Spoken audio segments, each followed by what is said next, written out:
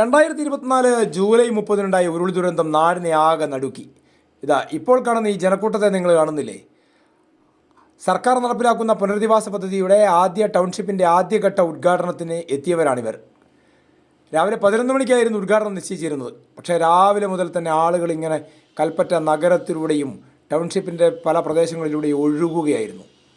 എല്ലാവരും കയ്യിലൊരു മൊബൈലുമായി വന്ന് വീടിൻ്റെ ദൃശ്യങ്ങൾ പകർത്തുന്നു, ഉദ്ഘാടന ദൃശ്യങ്ങൾ പകർത്തുന്നു. കൃത്യം 11 മണിക്ക് തന്നെ മുഖ്യമന്ത്രി പിണറായി വിജയനും മറ്റ് മന്ത്രിമാരും വേദിയിലേക്ക് എത്തി.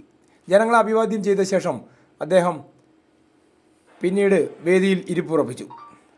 ദുരന്തബാധിതരും അവരുടെ ബന്ധുമിത്രാദികളും മുണ്ടക്കൈ ചൂരൽമല പ്രദേശത്തെ സ്നേഹിക്കുന്നവരും മനുഷ്യസ്നേഹികളായ എല്ലാവരും ഈ ചടങ്ങിന് ഒത്തുകൂടാനായി എത്തിയിരുന്നു. ഒട്ടേറെ മാധ്യമപ്രവർത്തകർ നേരത്തെ തന്നെ സ്ഥലത്തെത്തി റിപ്പോർട്ടുകൾ ആരംഭിച്ചിരുന്നു. 178 കുടുംബങ്ങൾക്കാണ് 7 സെൻറ്റ് സ്ഥലത്തിൻ്റെ പട്ടയം നൽകിയത്. ആദ്യഘട്ടത്തിൽ 178 പേർക്കാണ് വീട് നൽകുന്നത്. 402 ഗുണഭോക്താക്കൾക്കാണ് ടൗൺഷിപ്പിലാകെ വീടുകൾ നൽകുന്നത്. മെയ് മാസത്തോടുകൂടി എല്ലാവർക്കും വീടുകൾ നൽകുമെന്നാണ് സർക്കാർ പ്രഖ്യാപനമുള്ളത്. മഴക്കാലത്തിന് മുമ്പ് മുഴുവൻ പേർക്കും അവരവരുടെ വീടുകളിൽ കയറി താമസിക്കാനാകുമെന്നും അധികൃതർ ഉറപ്പ് നൽകിയിട്ടുണ്ട്. എല്ലാവരും ആവശ്യപ്പെട്ടത് പ്രകാരം വീട്ടിലേക്ക് ആവശ്യമായ ഫർണിച്ചർ നൽകുമെന്നും മുഖ്യമന്ത്രി അറിയിച്ചു. പുതിയ വീടുകളിൽ താമസമാക്കുന്നതുവരെ സർക്കാരിൻ്റെ സഹായങ്ങൾ തുടരുമെന്നാണ് മന്ത്രി കെ രാജൻ പറഞ്ഞത്.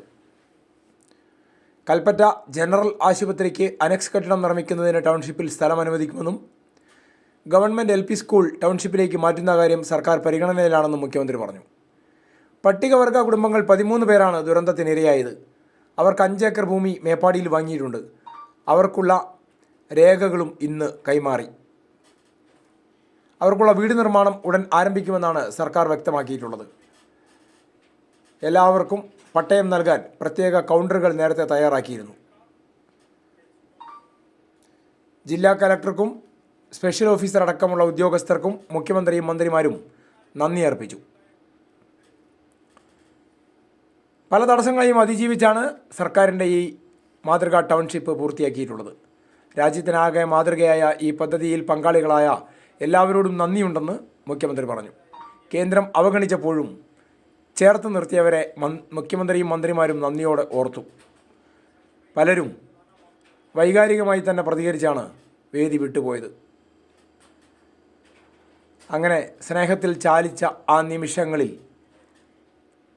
മുണ്ടക്കൈ ചൂരൽമല പുനരധിവാസ പദ്ധതിയുടെ ഭാഗമായുള്ള മാതൃകാ ടൗൺഷിപ്പിൻ്റെ ആദ്യഘട്ട ഉദ്ഘാടനം കഴിഞ്ഞിരിക്കുകയാണ്.